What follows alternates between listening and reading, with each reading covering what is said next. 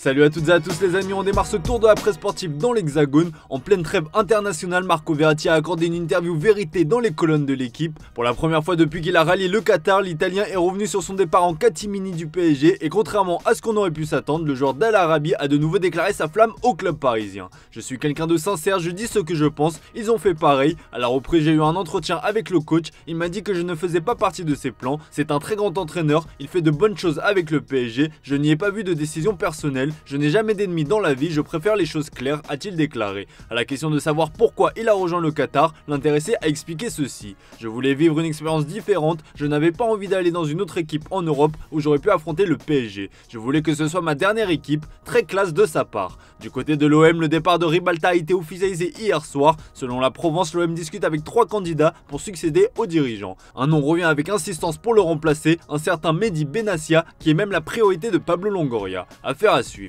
On file en Angleterre avec le mal-aimé Harry Maguire. Victime d'harcèlement, le défenseur anglais vit une période délicate tant en club où il a perdu sa place et son brassard de capitaine qu'en sélection où il a été pris pour cible face à l'Écosse. Le joueur de Manchester United fait la une du Daily Star ce jeudi et pour cause, l'intéressé a reçu un appel en or ces dernières semaines, celui de la légende David Beckham. L'intéressé confie que ce soutien lui a permis de relever la tête et de retrouver l'envie de se battre. Un appel qui fait la une du Daily Mirror ou encore du Manchester Evening News.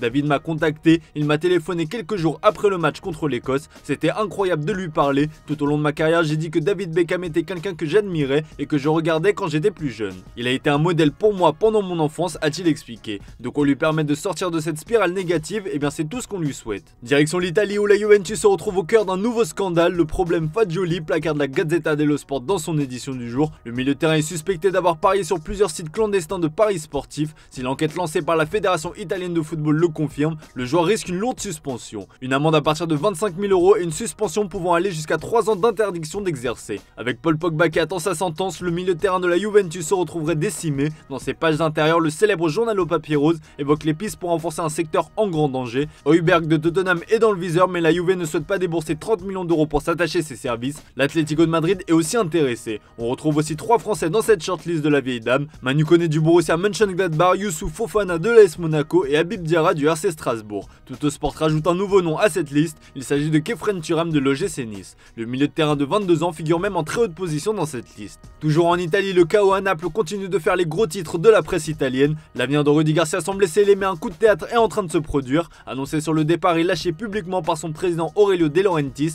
Rudy Garcia devrait finalement rester au Napoli. Dans ses pages intérieures, la Gazzetta dello Sport assure que Garcia peut dire merci à Antonio Conte. Le président napolitain a tout fait pour convaincre l'Italien de venir, mais ce dernier a refusé pour une question de timing. Conte aime avoir la main mise sur ses équipes et ce dès la pré-saison. Résultat, De Laurentiis a décidé de confirmer Rudy Garcia à son poste. C'est ce qu'on appelle un sacré retournement de situation. Pour être bien complet sur l'actu dans la botte, Romelu Lukaku règle ses comptes avec l'Inter. Comme le relaie le Corriere dello Sport dans ses pages intérieures, le Belge est revenu sur les polémiques liées à son départ des Nerazzurri et ce dernier a promis 15 jours, la vérité éclatera. 90% de ce qui a été dit dans les médias était faux et c'était dur de fermer ma bouche. Un jour je dirai la vérité, les autres devront aussi l'assumer à ce moment-là. Si je disais vraiment comment s'est passé l'été dernier, tout le monde serait choqué, a-t-il lâché. Allez, on file en Espagne, en Catalogne plus précisément. Comme vous le savez, le Barça est frappé par une véritable hécatombe. Le crack Lamine Yamal fait notamment partie des nombreux blessés et le club catalan a un plan bien précis pour son joueur, comme le placarde le Mundo Deportivo ce jeudi. L'objectif principal sera de ne pas précipiter son retour. Le Barça a même conçu un entraînement sur mesure pour le joueur de 16 ans, un programme de musculation qui aura pour but de renforcer le bas et le haut de son corps, à l'instar de Pedri et Gavi par le passé. Dans les colonnes de Sport, Xavi fait le bilan de ce début de saison à l'occasion de cette trêve. Le coach espagnol est globalement satisfait, mais estime que son équipe doit mieux contrôler les matchs et être plus fiable défensivement. Autre info, le Mundo Deportivo relaye dans ses pages intérieures que le Barça a quasiment bouclé l'arrivée d'une nouvelle recrue de poids. Le média reprend une info de Sport Bild qui annonce que Dani Olmo au Barça c'est presque fait. Après sa récente prolongation, l'Espagnol a vu sa clause de départ passer entre 60 et 65 millions d'euros. Enfin, les supporters blaugrana savent désormais à quoi s'en tenir pour Lionel Messi. Comme l'explique Sport sur son site, la Pulga ne rejoindra pas un club saoudien cet hiver, ni la Catalogne le temps d'une pige. Son programme est d'ailleurs bien défini, il entamera d'abord une tournée commerciale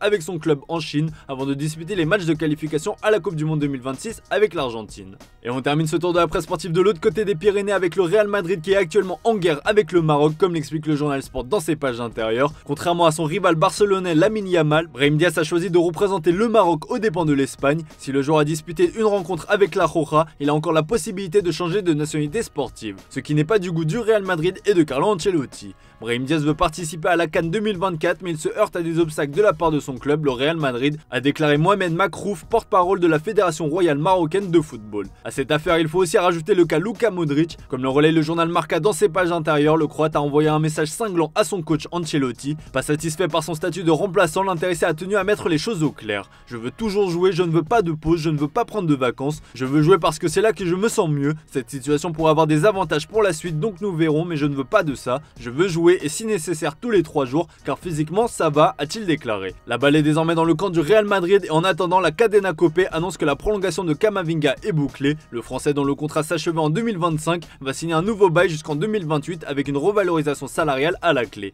Federico Valverde va aussi être prolongé d'1 an. Il sera lié au club madrilène jusqu'en 2028. A noter que les deux joueurs auront une clause spéciale dans leur contrat qui empêchera les clubs d'Arabie Saoudite de les approcher. Voilà les amis, c'est tout pour ce matin. Merci pour votre fidélité, excellente journée à vous. On se retrouve tout à l'heure pour le traditionnel JT Foot Mercato.